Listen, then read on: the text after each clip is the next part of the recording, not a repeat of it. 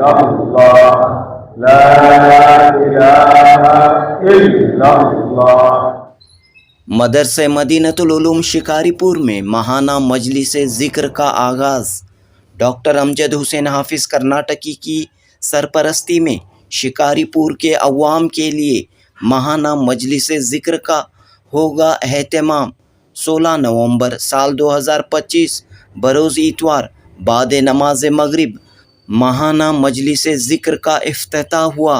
اس موقع پر بنگلور کے دارالعلوم محمدیہ اور خانقاہ رحیمیہ کے محتمم ڈاکٹر محمد فاروق حبان قاسمی، مسجد عمر فاروق کے امام مولانا محمد سبیل قاسمی، مدرسہ مدینۃ العلوم شکاری پور کے محتمم مفتی محمد اظہر ندوی، مشہور نعت خواں قاری محمد شہباز خان فاروقی و دیگر موجود رہے۔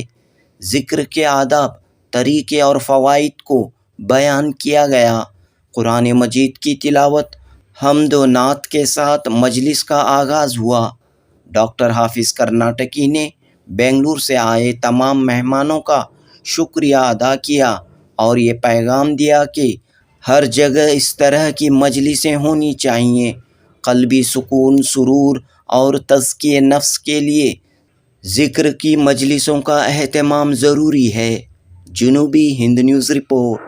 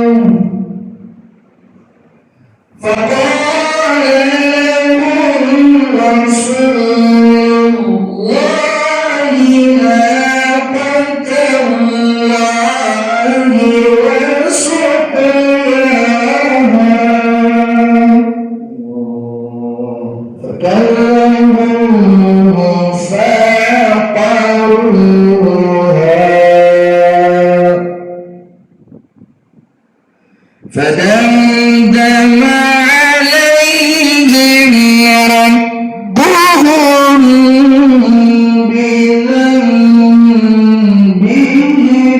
فسواها ولا يخاف عقباها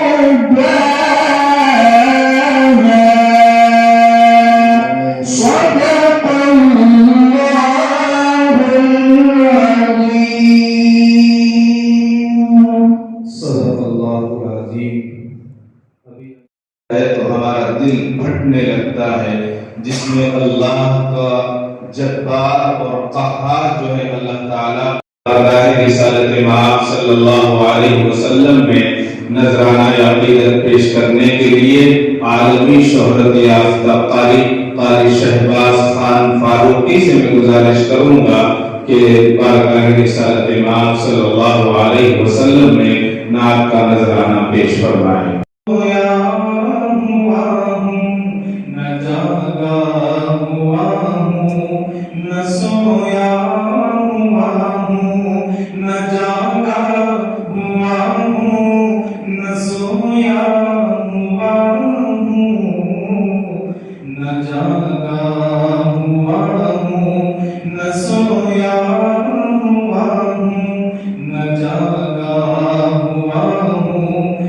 So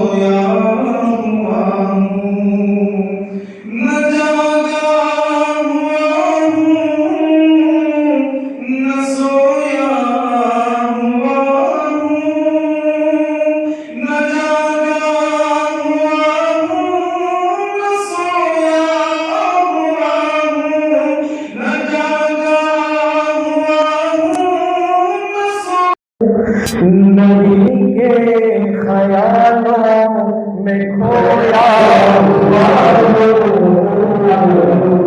نبی کے خیالوں میں کھویا ہوا ہوں، نبی کے خیالوں میں کھویا ہوا ہوں۔ صلی اللہ علیہ وسلم۔ وہاں رات کے پھول مہکیں گے ایک دن، وہاں رات کے پھول مہکیں گے ایک دن، وہاں رات کے پھول مہکیں گے ایک دن، جہاں عشق میں اپنے بویا ہوا ہوں، جہاں عشق میں اپنے بویا ہوا ہوں، جہاں عشق میں اپنے بویا ہوا ہوں، اسی پر نمازیں عقیدت پڑھوں گا، اسی پر نمازیں عقیدت پڑھوں گا، اسی پر نمازیں عقیدت پڑھوں گا، جو بستر میں عشقوں سے دھویا ہوا ہوں، جو بستر میں عشقوں سے دھویا ہوا ہوں، جو بستر میں عشقوں سے دھویا ہوا ہوں۔ ماشاءاللہ۔ نبی جی کی تسبیح ان سے بڑھے گی، نبی جی کی تسبیح ان سے بڑھے گی، نبی جی کی تسبیح ان سے بڑھے گی، جو آنسو کے موتی پرویا ہوا ہوں، جو آنسو کے موتی پرویا ہوا ہوں، جو آنسو کے موتی پرویا ہوا ہوں، ہنسائے گی مجھ کو صفات نبی کی، ہنسائے گی مجھ کو صفات نبی کی، انہیں علم ہے کہ میں رویا ہوا ہوں، انہیں علم ہے کہ میں رویا ہوا ہوں، انہیں علم ہے کہ میں رویا ہوا ہوں۔ ثنائے محمد کی خاطر میں حافظ، ثنائے محمد کی خاطر میں حافظ، ثنائے محمد کی خاطر میں حافظ، زبان اپنی زمزم سے دھویا ہوا ہوں، زبان اپنی زمزم سے دھویا ہوا ہوں، زبان اپنی زمزم سے دھویا ہوا ہوں، نہ جاگا ہوا ہوں نہ سویا ہوا ہوں، نبی کے خیالوں میں کھویا ہوا ہوں، نبی کے خیالوں میں کھویا ہوا ہوں۔ ایسا یہ مقصد دوبارہ ہو گیا، بہت اچھا مقصد ہے۔ سبحان اللہ۔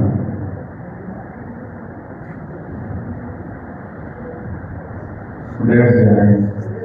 ثنائے محمد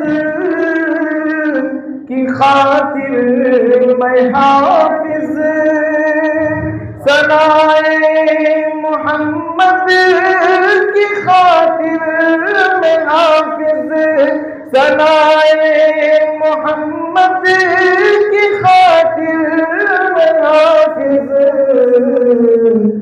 زبان اپنی زمزم سے دھویا ہوا، زبان اپنی زمزم سے دھویا ہوا، زبان اپنی زمزم سے دھویا ہوا. جزاکم اللہ احسن الجزاء. ابھی حضرت قاری صاحب سے ہو، اس لیے ہم مجلس کے اندر کسی کا نہ بیان سنتے ہیں نہ بیان ہوتا ہے. مجلس کے اندر صرف قرآن کریم کی آیت پڑھی جائے گی اور اس کا مضمون بیان کیا جائے گا.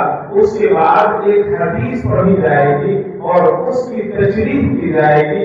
اس کے بعد ہمارے اکابرین کا جو طریقہ رہا ہے اللہ سے تعلق کا، اس کو بیان کیا جائے گا. ہم سب مل کر اس کو اطمینان سے سنیں گے. یہی طریقہ ہے ہمارے بزرگوں کا. اس سے یہ ہوتا ہے کہ نفس جو ہے خوش نہیں ہوتا بلکہ نفس کی اصلاح ہو جاتی ہے. ہم کوئی بھی جو سنائے گا اس کو ہم اطمینان کے ساتھ سنیں گے. ہر آدمی سننے کا محتاج ہے اور ہر آدمی اس بات کا محتاج ہے کہ اللہ ہمیں عمل کی توفیق عطا فرمائے. تو آئیے آج کا سبق جو ہے ہمارے درمیان حضرت مولانا مفتی محمد سبیل احمد صاحب قاسمی دامت برکاتہم خلیفہ مجاز حضرت حبیب الامت رحمۃ اللہ علیہ تشریف فرما ہے. آج کی یہ نورانی مجلس، یہ نورانی محفل جو ہے ہم سب کے سرپرست حضرت ڈاکٹر حافظ امجد حسین حافظ کرناٹکی دامت برکاتہم کی سرپرستی اور آپ کی قیادت میں شروع ہوئی ہے. ہمیں یہ یقین ہے کہ آج جو یہ مجلس شروع ہوئی ہے یہ تا قیامت انشاءاللہ جاری رہے گی. اس سے ہمیں بھی فائدہ ہوگا. ہم چلے جائیں گے لیکن ثواب ہمیں برابر پہنچتا رہے گا. میں حضرت مفتی صاحب سے عرضاً درخواست کروں گا کہ آج کا سبق ہم تمام سالکین کو سنائیں. اللہ علیہ وسلم نے ارشاد فرمایا کہ اللہ فرماتا ہے میں اپنے بندے کے ساتھ ہوں جب وہ مجھے یاد کرتا ہے اور اس کے دونوں کرے. حضرت ابو سعید خدری رضی اللہ تعالیٰ عنہ سے روایت ہے کہ رسول اللہ صلی اللہ علیہ وسلم نے ارشاد فرمایا بہت سے لوگ ایسے ہیں جو نرم نرم بستروں پر اللہ تعالیٰ کا ذکر کرتے ہیں. اللہ تعالیٰ اس ذکر کی برکت سے ان کو جنت کے اعلیٰ درجوں میں پہنچا دیتے ہیں. ذکر اللہ کس نیت سے کیا جائے؟ حضرت حکیم الامت رحمۃ اللہ علیہ نے فرمایا کہ جو شخص لذات کا طالب ہو وہ حق تعالیٰ کا طالب نہیں، کیونکہ لذت عین حق نہیں. بس عاشق صادق وہ ہے جو حق کا طالب ہو نہ کہ احوال کا، کیونکہ یہ باتیں نہ معقول ہیں نہ لازم ہیں، کبھی ہوتی ہیں کبھی نہیں ہوتی. اس لیے ان کی طرف التفات ہی نہ کرنا چاہیے. توجہ صرف اس چیز کی طرف کرو جو بوجہ موجود ہونے کے مرتب ہوتی ہے. چنانچہ حضرت حافظ محمد ضامن صاحب رحمۃ اللہ علیہ اسی کی نسبت فرماتے تھے کہ ہمارا مقصود تو ذکر ہے. حق تعالی شانہ فرماتے ہیں فاذکرونی اذکرکم، یعنی تم مجھ کو یاد کرو میں تم کو یاد کروں. ذکر کے بعض پاکیزہ کلمات. حضرت سمرہ بن جندب رضی اللہ تعالیٰ عنہ کی روایت ہے کہ رسول اللہ صلی اللہ علیہ وسلم نے فرمایا اللہ کو سب سے زیادہ پیارے 4 جملے ہیں.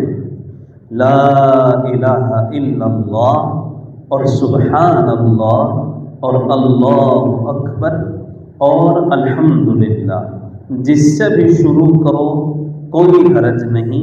مشائخ فرماتے ہیں کہ ترتیب ضروری نہیں، اللہ تعالیٰ کی حمد کے بغیر شکر بھی نہیں۔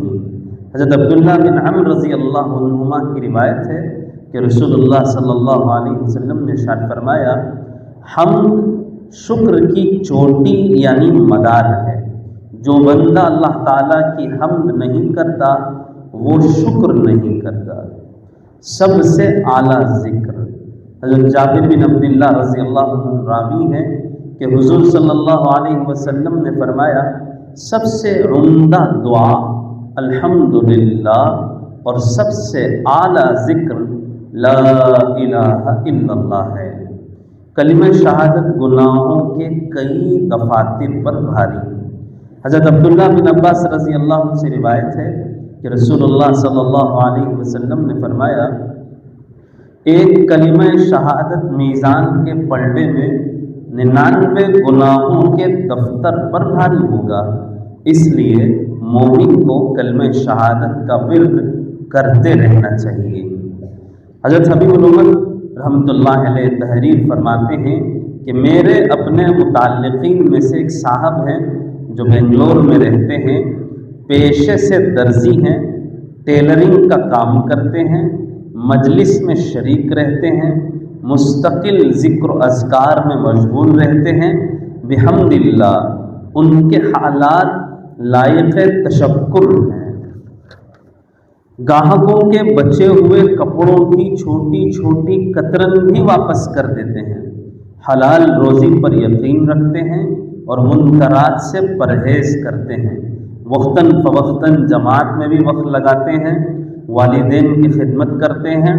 یہ سب ذکر اللہ کی بدولت ہے، جس کا نتیجہ یہ ہے کہ حضور صلی اللہ علیہ وسلم کی زیارت کئی بار نصیب ہو چکی ہے۔ اللہ تعالیٰ استقامت عطا فرمائے اور عمل میں مزید اخلاص پیدا فرمائے، آمین۔ حضرت حبیب الامت رحمۃ اللہ علیہ اپنی کتاب قرآن و سنت کی روشنی میں تصوف کی حقیقت میں کسی بزرگ کے متعلق تحریر فرماتے ہیں کہ ایک مرتبہ میں نے کانٹا لگا کر مچھلی کا شکار کرنا چاہا، مچھلیاں وہاں کثرت سے تھیں، میں نے کانٹا ڈالا، پانی کے قریب ایک بڑا پتھر پڑا ہوا تھا، اچانک میں نے اس سے اللہ اللہ کی آواز سنی، ابھی میری نگاہ اس طرف اٹھی ہی تھی کہ ہر پتھر نے اللہ اللہ کہنا شروع کر دیا، پھر سوائے اس مچھلی کے جس نے میرے کانٹے کی روٹی کھائی تھی، ہر ایک نے یہی پکارنا شروع کر دیا۔ اس وقت مجھ پر اس قدر رعب اور خوف طاری ہوا کہ میں چاہتا تھا کہ اس کے مقابلے میں مجھے رسی میں باندھ کر ایک بلند جگہ پر اٹھا دیا جائے یا ایک کھمبے پر کنڈی میں لٹکا دیا جائے، مگر اس نظارے کے خوف سے نجات مل جائے۔ اللہ اکبر۔ حضرت حبیب الامت رحمۃ اللہ علیہ ایک مرتبہ عرب امارات کے سفر پر تھے، چند دوستوں کے اصرار پر دبئی کی مسجد الغریر میں آپ کا وعظ رکھا گیا۔ ایک بڑی تعداد نے آپ کی قیمتی بند و نصائح سے استفادہ کیا۔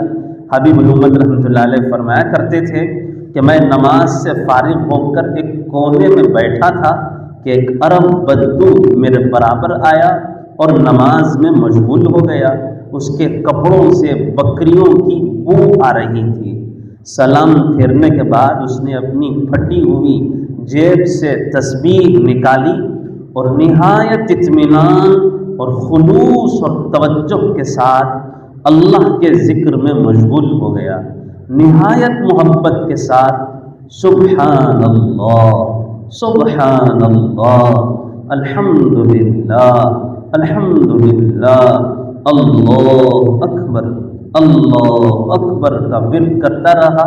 اس کے اس پیارے انداز کو دیکھ کر میں بکریوں کی بو بھول گیا اور اس دن مجھے احساس ہوا کہ اللہ کا نام کتنے پیار سے لیا جاتا ہے۔ سچ بات یہی ہے کہ میں نے ذکر کرنا اس عربی بدو سے سیکھا۔ سبحان اللہ، بڑوں کی کیا بڑی باتیں ہوتی ہیں۔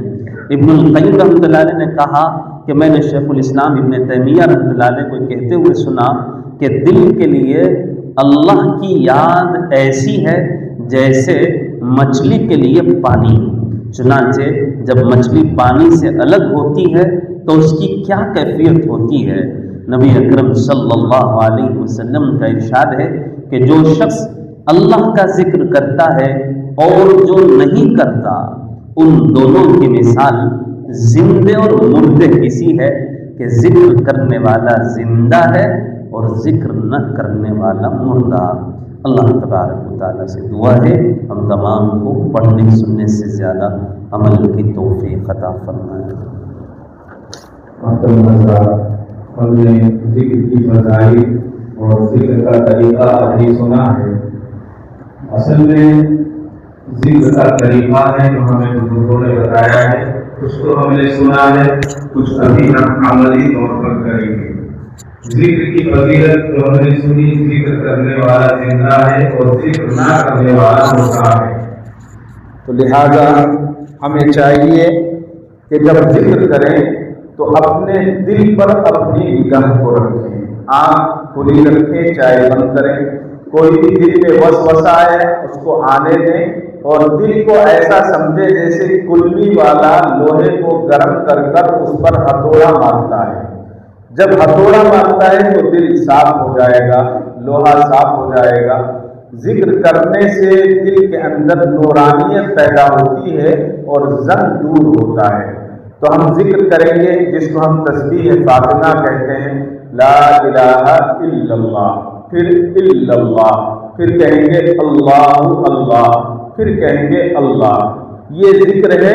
جب 33 مرتبہ ہم ذکر کر سکتے ہیں یا 103 مرتبہ ہم ذکر کر سکتے ہیں۔ ذکر کے بہت سارے فائدے ہیں، جس میں سب سے بڑا فائدہ یہ ہے کہ اللہ کے ہم قریب ہوں گے اور ہمارے دلوں سے نفرتیں ختم ہو جائیں گی، محبتیں پیدا ہو جائیں گی۔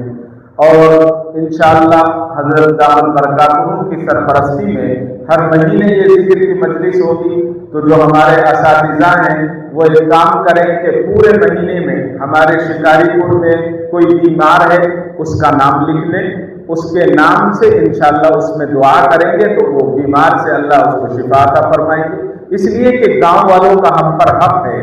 اسی طرح سے ہمارے مدرسے کے معاونین ہیں اور بہت سارے محبین ہیں جو محبت کرتے ہیں ہم سب سے۔ کسی کا انتقال ہو گیا اس کا نام لکھ لیں، اس کے لیے ایصال ثواب کر دیں اور ان کو اطلاع بھی کر دیں، آ جائیں تو بہتر ہے، نہ آئیں تب بھی کریں، یہ ہمارا حق ہے۔ انشاءاللہ ذکر ہوگا، ذکر کے بعد دعا ہوگی اور مجلس کا اختتام ہو جائے گا۔ تو یہ جو منتظمین ہیں ان سے گزارش ہے کہ لائٹ کو بند کر دیں، زیادہ شور سے زور سے ذکر نہیں کرنا ہے، اپنے آپ کو آواز آئے، بازو والے کو آواز آئے، جی برابر میں آواز آتی رہے، بس اتنی زور سے بولنا ہے، بہت چیخنا نہیں ہے۔ جب بیچ میں درود شریف پڑھا جائے گا تو سمجھ جائیں خاموشی اختیار کر لیں اور خاموشی اختیار کرنے کے بعد پھر انشاءاللہ دوسرا ذکر ہوگا، پھر اس کو پڑھا جائے گا۔ اللهم صل على محمد وعلى آل محمد كما صليت على إبراهيم وعلى آل إبراهيم إنك حميد مجيد اللهم بارك على محمد وعلى آل محمد كما باركت على إبراهيم وعلى آل إبراهيم إنك حميد مجيد لا إله إلا الله لا إله إلا الله لا إله إلا الله لا إله إلا الله لا إله إلا الله لا إله إلا الله لا إله إلا الله لا اللہ رب العالمین والصلاۃ والسلام علی سید المرسلین وعلی آلہ وصحبہ اجمعین، اما بعد۔ ایک مدت سے یہ تمنا رہی کہ ہمارے اس کیمپس میں یعنی مدینۃ العلوم میں جو عالمیت کا تعلیم ہے، الحمدللہ بخیر تک تعلیم ہوتی ہے، یہ ہماری تمنا تھی کہ ہمارے اکابرین کا یہ طریقہ رہا، اکابرین کی جو مجالس رہے وہ مجالس ہمارے پاس بھی چلے۔ میں بہت ہی ممنون ہوں، مشکور ہوں مولانا فاروق اعظم صاحب کا، حضرت حبیب امت کی محبت، اور آپ یہاں تشریف لائے اور آج اس مجلس کا آغاز کیا ہے۔ انشاءاللہ قیامت تک کی مجلس چلے گی انشاءاللہ۔ ہماری فکریں ہیں، جس فکر سے آج مجلس کا آغاز کیا گیا ہے، انشاءاللہ اس سے بہت فائدہ ہوگا۔ الحمدللہ دل میں سرور آئے گا، اطمینان آئے گا، یہ ہر جگہ ہونا چاہیے، اس سے فکریں ہر جگہ ہونی چاہیے۔ امید ہے کہ انشاءاللہ اس سلسلے کو ہمارے علماء آگے بڑھائیں گے، اور یہ سلسلہ ضروری تھا۔ میں جو ہمارے وفد کا جو بنگلور سے یہاں تشریف لایا، جو میں آپ تمام کا شکریہ ادا کرتا ہوں۔ جزاک اللہ خیرہ۔ روز اول سے خانقاہوں میں یہی سکھایا جاتا ہے، تزکیہ نفس کا مطلب کیا ہے؟ تزکیہ نفس کا مطلب یہ ہے کہ اپنے آپ کو اللہ سے جوڑنا اور اپنے کو کمتر سمجھنا۔ اگر میں 4 آدمیوں کے درمیان ہوں اور میں اپنے آپ کو چھوٹا بنا لوں اور اپنے آپ کو سب سے کمتر سمجھوں گا تو یہ جھگڑے ہی نہیں ہوں گے۔ ایک دوسرے سے افضل ہونے میں سب سے اچھا ہوں، انہیں سب سے اچھا ہے، یہی تو جھگڑے کا ایک سب سے بڑا سبب ہے۔ یہی خانقاہوں میں سکھایا جاتا ہے کہ آئیں اور اپنا تعلق اللہ سے جوڑیں، اور جب اللہ سے تعلق جڑے گا تو مخلوق سے بھی تعلق جڑے گا، اور مخلوق کی خدمت کرنا خانقاہوں میں سکھایا جاتا ہے۔ خدمت میں کوئی بھی ہو، چاہے وہ مسلمان ہے، غیر مسلم ہے، عیسائی ہے، کوئی بھی کسی بھی مذہب کا ہو، جب وہ خانقاہ میں آتا ہے تو ہم اس کو اللہ کی مخلوق سمجھتے ہیں، اللہ تعالیٰ کا بندہ سمجھتے ہوئے ہم اس کی خدمت میں لگ جاتے ہیں۔ یہی خانقاہوں کی تعلیم ہے اور یہی اس کی تربیت ہے۔ بنگلور میں جو رواج ہے ان کے آپ کی خانقاہ کے تحت ایک کام ہو رہا ہے، اور بھی خانقاہوں کے تحت یا پھر اور بھی مقامات پر ایک کام ہونا چاہیے؟ بہت ساری خانقاہوں میں کام ہو رہا ہے، اور خانقاہ رحیمی کا امتیاز رہا ہے کہ ماہانہ مجلس کے علاوہ ہفتواری مجلس بھی ہوتی ہے، اور سارے مسالک کے لوگ اس میں شامل ہوتے ہیں۔ خانقاہ کا مقصد ہی یہ ہے کہ اللہ سے تعلق جوڑا جائے، اور ہندوستان میں بہت ساری جگہوں پر خانقاہیں، بہت ساری خانقاہیں ہیں، لیکن اب اس کو مزید اور بڑھانے کی ضرورت ہے۔ گاؤں گاؤں، محلہ محلہ خانقاہیں قائم ہوں تو لوگوں کی نفرتیں ختم ہوں گی، آپس میں محبتیں پیدا ہوں گی، یہی اس کا درس ہے۔ گھروں کے ماحول کو خوشگوار رکھنا وقت کی ضرورت ہے۔ اس طرح سے مسائل میں رشتے الجھنوں میں بگاڑ آ رہی ہے، کیسے مسائل حل ہو سکتے ہیں؟ جب ہم گھروں میں خانقاہوں سے جڑیں گے، خانقاہ میں یہی سکھایا جاتا ہے کہ والد کی خدمت کرنی ہے، بیوی کی خدمت کرنی ہے، بہن کی خدمت کرنی ہے، بھائی کی خدمت کرنی ہے، بہن کا حصہ دینا ہے، جائیداد میں بھائی کا حصہ دینا ہے۔ یہی تو چیزیں اسلام کی ہیں، یہی خانقاہوں میں سکھائی جاتی ہیں۔ جب یہ سیکھیں گے تو خود بخود جھگڑے ختم ہو جائیں گے۔ اس کا یہی ایک سبق ہے اور اس کو ہمیں حاصل کرنا چاہیے۔